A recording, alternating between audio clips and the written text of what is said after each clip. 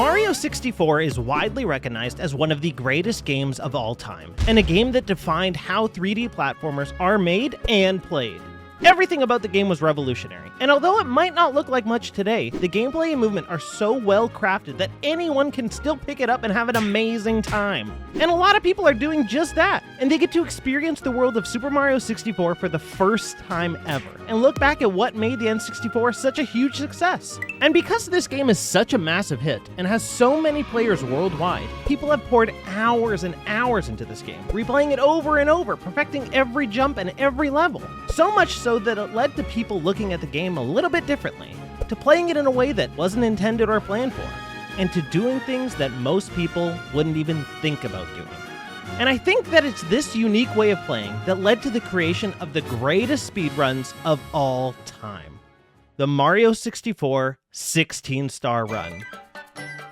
But before I get to that, let me fill you in on a little bit of backstory of speedrunning and just what exactly it is. Speedrunning is the art of beating a game quickly, whether by just blazing through levels as fast as possible or using a mix of glitches and exploits to essentially break the game and force your way to the end. And speedrunners, well, speedrunners are some strange breed of messed-in-the-head psychos who dedicate every moment of their lives to studying and perfecting every single frame of a game so they can achieve either a world record speedrun time or a personal record of just getting that shit done quick.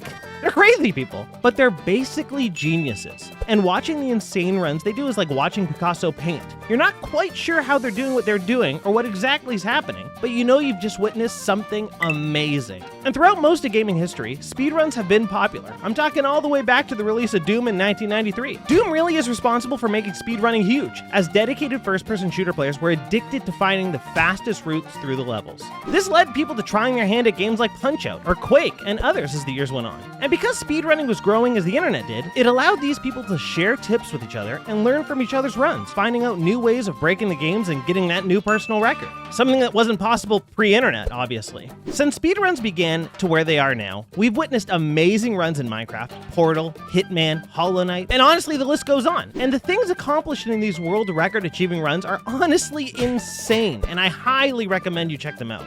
But even with all these games being the focus of speedrunners worldwide, there's one special game that has more attempts than any other. And that's Mario 64, baby! It's just such an easy game to grasp, and the basics are so simple to follow. You play as Mario, you jump, you run, you collect stars, and depending on your age, you probably played it on this.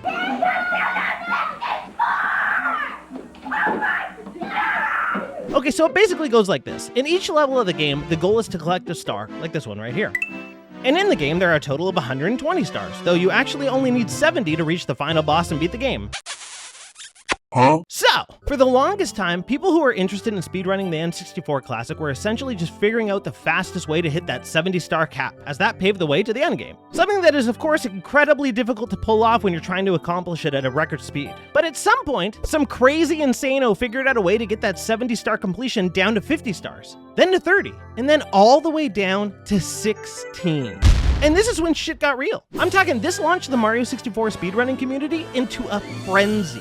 Because in order to somehow turn a finished run from needing 70 stars down to 16, it means you're doing some insanely wild shit. I'm talking this is some Rain Man type situation where you don't even see the game, you're just seeing lines of code like you're Neo from the Matrix. Wow. And what we got next are some of the greatest speedrunning accomplishments ever.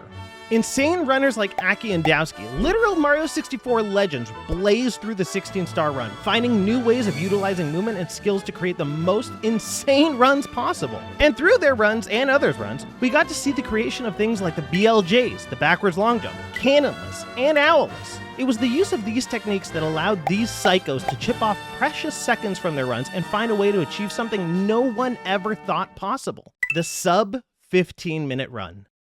Now think about that for a second. I mean, really, you have this game where you typically have to spend hours platforming your way through each level to obtain at least 70 stars and then face off with Bowser. So long, Bowser! And then these absolute psychos come along and figure out how to do it in under 15 minutes and with only 16 stars. Whoa! This is why speedrunning is amazing. It's an entirely new way of playing a game, whether through utilizing every possible option of movement and gameplay or by figuring out the holes and flaws that devs left behind to bypass the parts that would slow you down. It's amazing, and it's beautiful to watch. If we take a look at the current world record run, done by Suiji, we can clearly see we are witnessing this game played at the absolute highest level.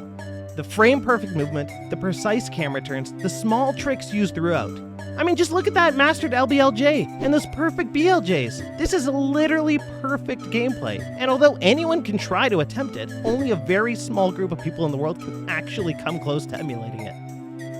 This is the culmination of years of studying and practicing being pulled off. And you're seeing it. This is literally the perfect Mario 64 16-star run. And even watching it, with literally not a single wasted move, someone will surely beat the record and find new ways of seeing the game differently. It's crazy. And not only watching these top speedrunners attempting it has been great, but seeing streamers take on the challenge has also been hilarious and honestly fantastic. On Twitch, you have people like Simply, who is an insane speedrunner himself and a record holder too. And you got people like Clint Stevens, Emaru, and even some of the best streams Mizkif have ever done have been him trying to perfect the Mario 64 speedrun.